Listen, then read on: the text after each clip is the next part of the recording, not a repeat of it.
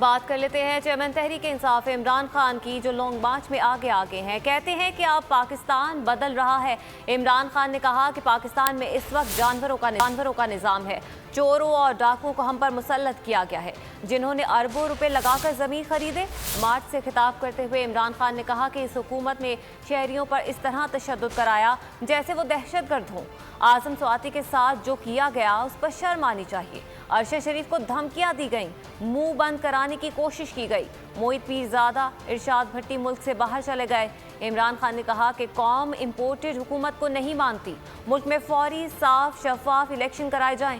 عوام کا جو فیصلہ ہوگا قبول کریں گے۔ اربوں روپے خرچ کر کے لوگوں کے ضمیر خریدے گئے۔ صرف اللہ سے مدد مانگتا ہوں، امریکہ یا کسی اور سے نہیں۔ شرکت کر رہے ہیں ایک انقلاب میں، آپ کی آنکھوں کے سامنے پاکستان بدل رہا ہے۔ وہ کیسے بدل رہا ہے؟ میرے پاکستانیوں، انسانوں کے معاشرے میں اور جانوروں کے معاشرے میں ایک فرق ہوتا ہے۔ جانوروں کے معاشرے میں انصاف نہیں ہوتا۔ جو طاقتور ہے وہ جو مرضی کرے، اور جو کمزور ہے اس کی کوئی حفاظت کرنے کے لیے نہیں آتا۔ بنتا ہی انسانوں کا معاشرہ تب ہے جس میں انصاف ہو۔ اگر انسانوں کے معاشرے میں انصاف نہیں تو وہ جانوروں کا معاشرہ بن جاتا ہے۔ آج میرے سارے پاکستانی سن لو، آج پاکستان میں انسانوں کا نظام نہیں ہے، جانوروں کا نظام ہے۔ یہاں شیروں کو، ڈاکوؤں کو ہمارے اوپر مسلط کر دیا گیا۔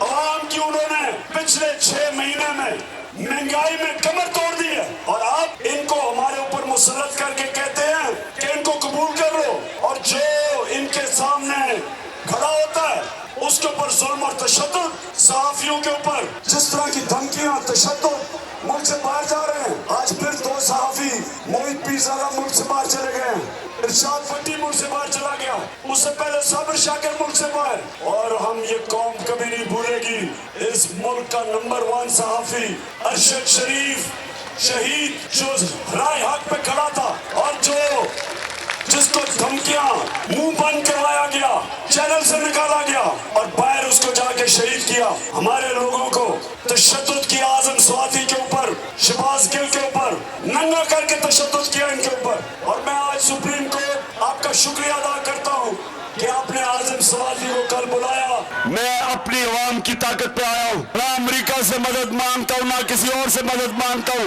اللہ تعالی سے مدد مانگتا ہوں۔ آج بھی کہتا ہوں کہ ایک چیز ہونا چاہیے، صاف اور شفاف الیکشن۔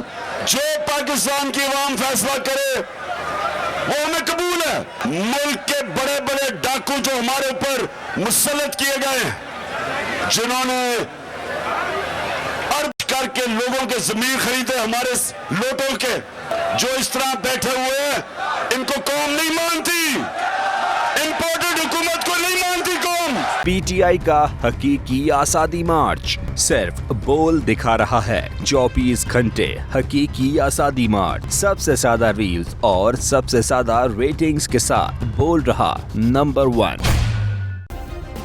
سبسکرائب کریں اور بیل دبائیں تاکہ کوئی خبر رہ نہ جائے۔